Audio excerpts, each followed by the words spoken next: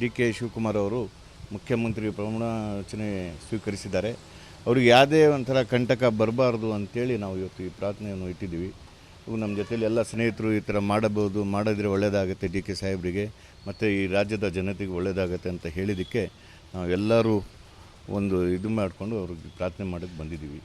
ಯಾವುದೇ ಒಂದು ಕಂಟಕ ಈಗ ಅವ್ರ ಪ್ರಮಾಣ ವಚನ ಸ್ವೀಕರಿಸಿದ ನಂತರ ಅವರು ರಾಜೀನಾಮೆ ಕೊಡೋದು, ಇವರು ರಾಜೀನಾಮೆ ಕೊಡೋದು ಅಂತ ಬಂತು.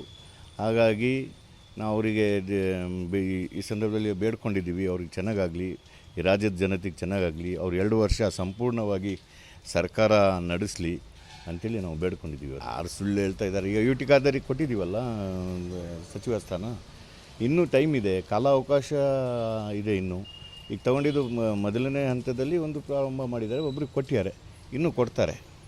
ಜಮೀರ್ ಅಹ್ಮದಿಗೆ ಕೊಟ್ಟಿದ್ದೀವಲ್ಲ, 3 ವರ್ಷ ಕೊಟ್ಟಿದ್ದೀವಿ. ಈಗ ಸಿದ್ದರಾಮಯ್ಯನೂ ಬಿಟ್ಕೊಟ್ಟಿದ್ದಾರಲ್ವ, ಅದೇ ಥರ ಮುಂದಿನ ಪೀಳಿಗೆಯಲ್ಲಿ ಇನ್ನೂ 6 ಬಾರಿ 8 ಬಾರಿ ಗೆದ್ದಿರೋರು ನಮ್ಮ ಕಾಂಗ್ರೆಸ್ಸಲ್ಲಿ ಹಳೆ ಜನ ಇದ್ದಾರೆ. ಅವ್ರಿಗೆ ಕೊಡದಲ್ಲೇ ಬಿಟ್ಟು ಜಮೀರ್ ಅಹ್ಮದಿಗೆ ಫಸ್ಟ್ ಆದಿತ್ಯ ಕೊಟ್ಟಿದ್ದು ಒಳ್ಳೆ ನಡೆಸ್ತಾರೆ ಅಂತೇಳಿ. ಹೈಕಮಾಂಡ್ ಅವ್ರದ್ದು ಏನೋ ಒಂದು ಕೊಡಬಾರ್ದು ಅಂತ ಯಾರ ಹತ್ರ ಹೇಳ್ಯಾರ? ಕಾಲಾವಕಾಶ ಇದೆ, ಟೈಮ್ ಇದೆ. ಇನ್ನು ತನ್ವೀರ್ ಸೇಠ್ ಹಳೆಯವರು ಇದ್ದಾರೆ, ಸಲೀಮ್ ಅಹ್ಮದ್ ಸಾಹೇಬರು ಇದ್ದಾರೆ, ರಿಜ್ವಾನ್ ಅರ್ಷದ್ ಹಳೆಯವರು ಇದ್ದಾರೆ. ಇವರು ಮೊನ್ನೆ ಒಂದು 10 ವರ್ಷ ಆಯಿತು ಬಂದು. ಆ 10 ವರ್ಷದಲ್ಲಿ 8 ವರ್ಷ ಅಧಿಕಾರ ಸ್ವೀಕರಿಸಿದ್ದಾರೆ. ಅದು ಅವರು ಕಾಂಗ್ರೆಸ್ಸಿಗೆ ಕೃತಜ್ಞತೆ ಕಳಿಸ್ಬೇಕು. ಅದರಿಂದ ಜಮೀರ್ ಅಹ್ಮದ್ ಸಾಹೇಬರು ಇವತ್ತು ಏನು ಮುಸಲ್ಮಾನರು ಎಲ್ಲ ಅವರಿಗೆ ಹೋರಾಟ ಮಾಡ್ತಾಯಿದ್ದಾರೆ, ಅದೇನೋ ನನಗಂತೂ ಇಷ್ಟ ಇಲ್ಲ.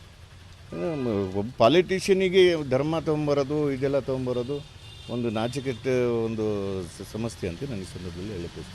ಈಗ ಜಾಮ್ಯಾ ಕಮಿಟಿಯವರು ಏನೋ ಒಂದು ಪ್ರತಿಭಟನೆ ಮಾಡಿದ್ದಾರೆ. ಯಾರು ಮಾಡಿದ್ದಾರೆ ಜಾಮ್ಯಾ ಕಮಿಟಿಯಲ್ಲಿ? ಈ ಸಂಬಂಧಪಟ್ಟ ಸದಸ್ಯರುಗಳು ಮಾಡಿದ್ದಾರೆ. ಕೆಲವರು ಅದೇ ಅವರು ಏನೋ ಹೋಗಿ ಡೊನೇಷನ್ ಕೇಳಿದಾಗ ಈಗ ನಾನು ಹೇಳೋದು ಜಮೀರ್ ಸಾಹೇಬ್ರಿಗೆ ಇವತ್ತು ಒಂದು ಇದು ಮಾತು, ಈ ಬಡ ಮಕ್ಕನ ಕೆಲಸಕ್ಕೆ ನಾವು ಹೋಗಿದ್ದೀವಲ್ಲ, ಏನಾದರೂ ಒಂದು ಕೆಲಸ ಮಾಡಿಕೊಟ್ಟಿಯಾರ ಸಾಬ್ರು? ಇದೇ ಬಡ ಮಕ್ಕಂದು ಸುಮಾರು ಹಲವಾರು ಸಮಸ್ಯೆಗಳು ಇದ್ದಾವೆ ಮುಸಲ್ಮಾನ ಬಾಂಧವರದು. ಅಜೀಜ್ ಸೇಠ್ ಒಂದು ಕಾಲದಲ್ಲಿ ಮಾಡಿಕೊಡ್ತಾಯಿದ್ರು, ಸಗೀರ್ ಅಹ್ಮದ್ ಸಾಹೇಬರು ಮಾಡಿಕೊಡ್ತಾಯಿದ್ರು. ಆ ಥರ ಏನು ಜಮೀರ್ ಅಹ್ಮದ್ ನಮ್ಮ ಸಮಾಜಕ್ಕೆ ಮಾಡಿಕೊಟ್ಟಿಲ್ಲ. ಅವರೇನು ನಾವು ಜಮೀರ್ ಅಹ್ಮದಿಗೆ ಅವ್ರು ಹೋಗಿದ ತಕ್ಷಣ ಕಾಂಗ್ರೆಸ್ ಏನು ಹಾಳಾಗಲ್ಲ. ಎಷ್ಟೋ ಜನ ಬಂದರು, ಎಷ್ಟೋ ಜನ ಹೋಗ್ತಾರೆ.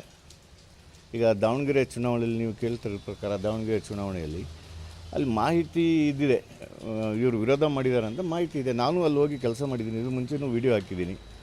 ಅಲ್ಲಿ ಕಾಂಗ್ರೆಸ್ ಕೆಲವು ನಾಯಕರು ಕಾಂಗ್ರೆಸ್ಸೇ ಸೋಲಿಸಬೇಕು ಅಂತೇಳಿ ಕೆಲಸ ಮಾಡಿದ್ದಾರೆ.